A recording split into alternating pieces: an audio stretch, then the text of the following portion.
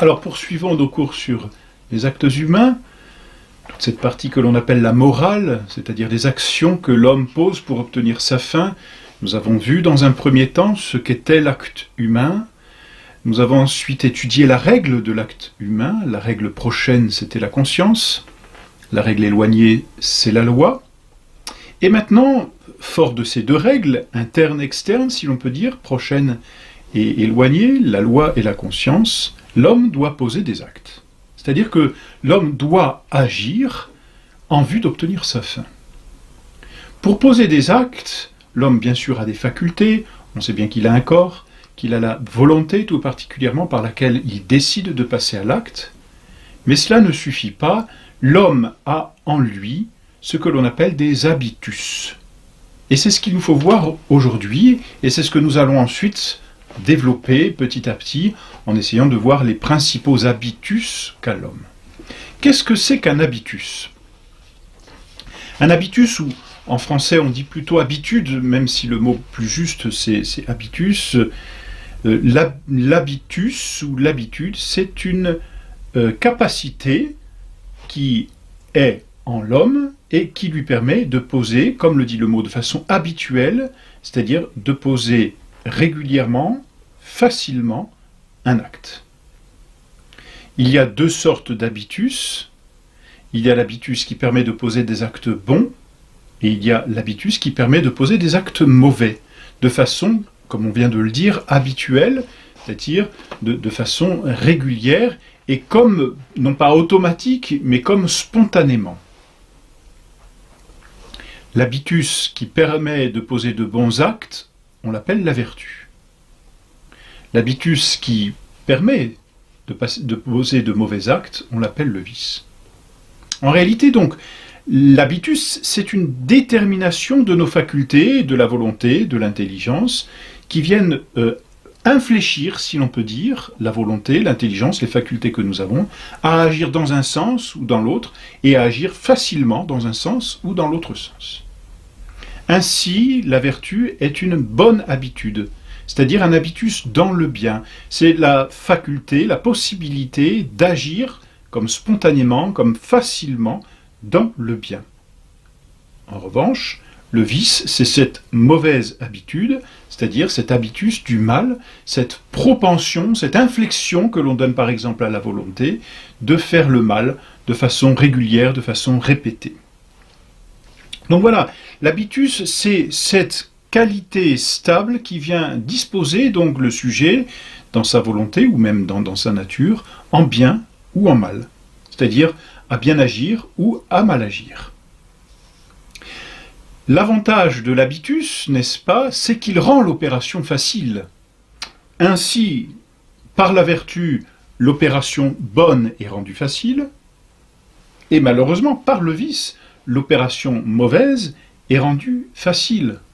Autrement dit, l'habitus vient mettre dans l'âme de celui qui agit, et dans son corps parfois, quand ces habitus touchent le corps, l'habitus vient donc donner à l'homme une disposition ferme, et on peut bien dire d'une certaine façon permanente, en tout cas durable certainement.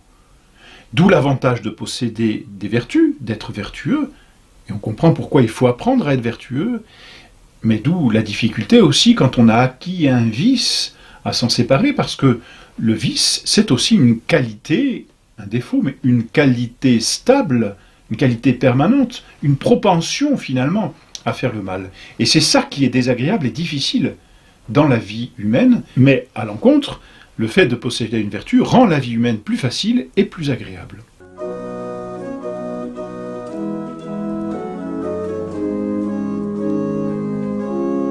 Bon, ben, par exemple, on dit bien dans la vie courante, ou même lorsqu'on va voir un artisan, on préférera un artisan qui a l'habitude de faire une chose plutôt qu'un artisan qui découvre et qui n'a jamais fait. Pourquoi ? Parce que dans un cas, il y a cette qualité stable, il y a cette qualité permanente, il a l'habitude, c'est-à-dire qu'il a cette propension, cette facilité à faire les choses parce qu'il le fait habituellement, parce qu'il le fait de façon répétée. Donc son opération est infléchie dans un sens, tandis que celui qui n'a pas l'habitus ne sait pas faire. Alors, on ne sait pas tellement ce que va donner le résultat. Eh bien, dans la vie morale, c'est la même chose. Il y a des habitus en bien et en mal. Celui qui habituellement fait le bien a cette propension au bien. Celui qui malheureusement et habituellement fait le mal a cette propension au mal qu'on appelle le vice. Voilà donc ce que c'est qu'un habitus. Et quel que soit, je dirais, le chemin que prennent les hommes, dans un sens ou dans un autre, quoi qu'il arrive, tout homme acquiert dans sa vie des habitudes.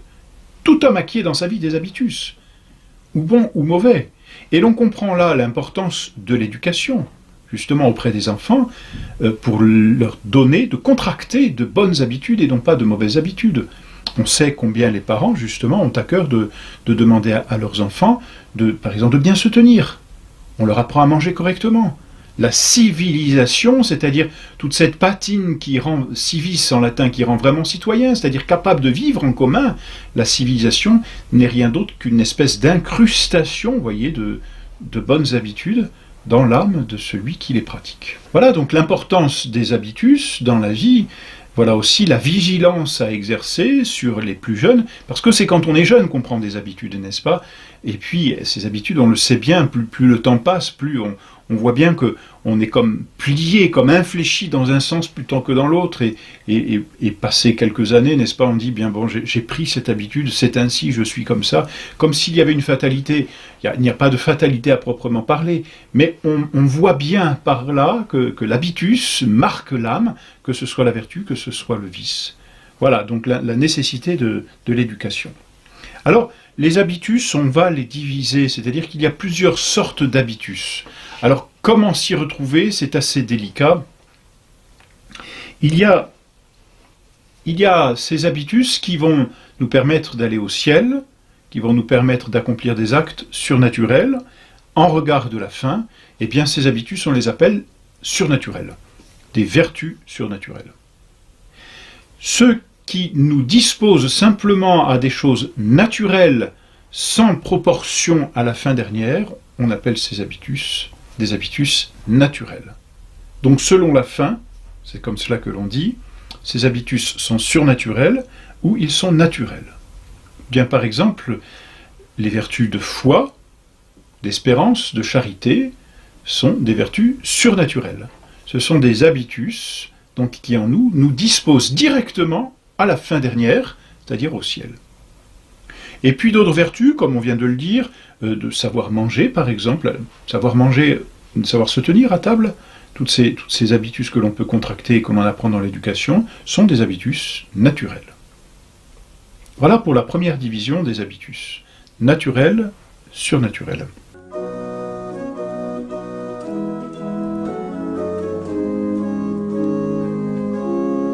Ensuite, selon l'efficience, c'est assez délicat, disons, selon comment dire, le mode d'acquisition, on pourrait dire, la façon dont on acquiert les habitus. Alors, les habitus sont acquis quand nous les possédons par la répétition d'actes. C'est-à-dire quand nous infléchissons, en répétant certains actes, notre volonté, notre intelligence, nos facultés, à être disposés dans un sens ou dans l'autre. On parle dans ce cas d'un habitus acquis, ou d'une vertu acquise. Par exemple, celui qui, dans sa jeunesse, apprend à réfréner ses colères intérieures, apprend la douceur, eh bien, il acquiert l'habitus de la force. Celui qui apprend à manger, un peu de tout, disons, sans dépasser ce qui est nécessaire, celui-ci acquiert l'habitus de la tempérance. Il les acquiert par la répétition des actes, c'est pour ça qu'on dit qu'ils sont acquis. Un peu, si vous voulez, comme une feuille de papier que l'on prendrait et que l'on plierait en deux, et que, à force de plier, eh bien, cette feuille de papier prendrait un pli tel que, spontanément, elle serait pliée, plus capable de se relever. Eh bien, c'est cela l'habitus, c'est cette marque qu'il inscrit dans l'âme. L'habitus acquis, c'est ce pli sur lequel on passe régulièrement pour que l'homme soit disposé de façon quasiment automatique à faire le bien. Habitus acquis. Il y a d'autres habitus qui, cette fois, ne sont pas acquis, mais sont donnés directement par Dieu.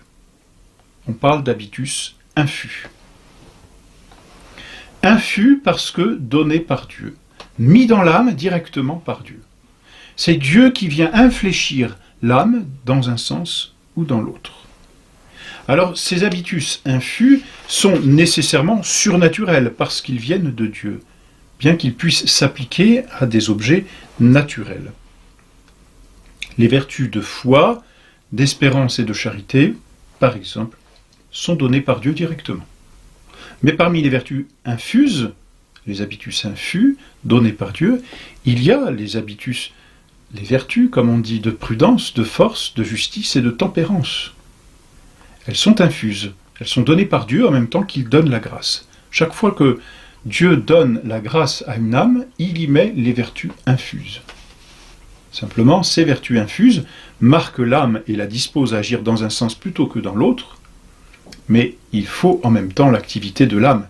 C'est pourquoi vertu infuse et vertu acquise vont agir ensemble, bien sûr, mais la vertu infuse va aider la vertu acquise à se perfectionner et à s'établir dans l'âme aussi. Enfin, on distingue les habitus selon leur objet. Si l'objet de l'habitus, c'est le créé, c'est ce qui existe sur la terre, c'est-à-dire tout ce que finalement est un moyen d'arriver à Dieu, c'est ça, le créé, un moyen, on parle de vertu ou d'habitus moral. Une vertu morale.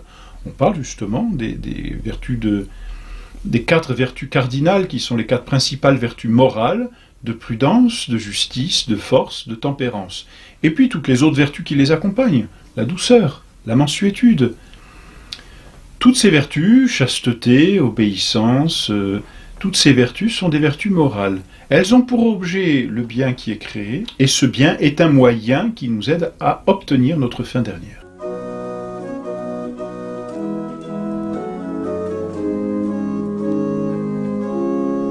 Mais il y a aussi dans notre âme des habitus ou des vertus qui ont pour objet Dieu lui-même. C'est-à-dire qui nous mettent en connexion directe, si l'on peut dire, avec notre fin dernière. Elles concernent non plus le créé, mais le créateur. Parce qu'elles concernent Dieu, ces vertus sont dites théologales, du grec théos, qui signifie Dieu. Les vertus théologales sont la foi, l'espérance et la charité. Vertus qui nous mettent directement en contact avec Dieu.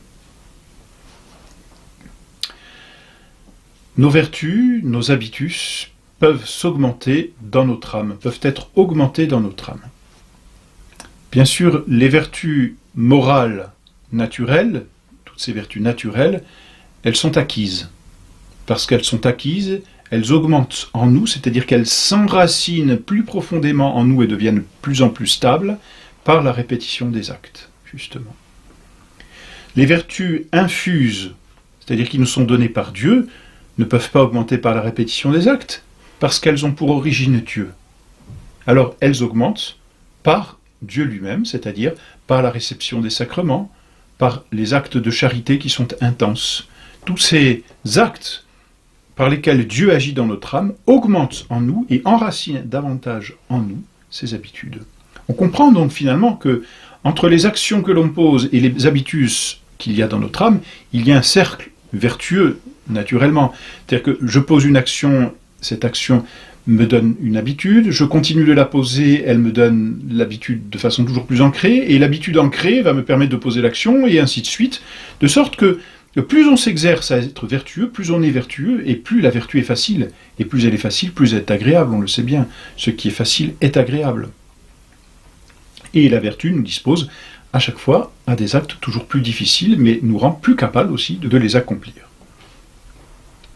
Voilà donc pour les vertus, de façon générale, pour les habitus qui sont en nous, donc ces qualités qui vont nous orienter vers le bien, c'est la vertu, ou vers le mal, c'est ce que l'on appelle le vice.